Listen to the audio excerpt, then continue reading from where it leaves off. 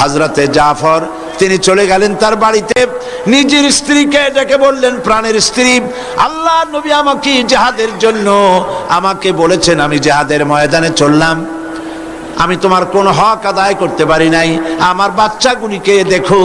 তারা যেন আমি যে রাস্তায় জীবন দিলাম সেই রাস্তায় যেন তারা তৈরি হয়ে যায়। হযরত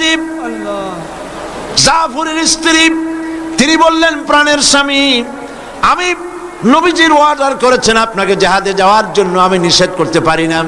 তবে আমি আল্লাহর কাছে দোয়া করি। দুখানা হাত উত্তোলন করে তিনি দোয়া করলেন, রব্বুল আলামিন,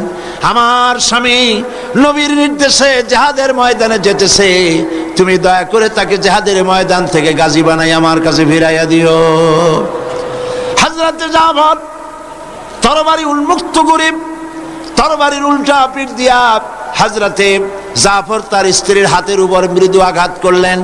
আর বললেন, শোনো স্ত্রী, উল্টা দোয়া করো না, আল্লাহর নবী আমার নাম 2 নম্বরে বলেছেন, আমি যে আজকের এই জিহাদের ময়দানে শহীদ হয়ে যাব এতে কোনো সন্দেহ নাই।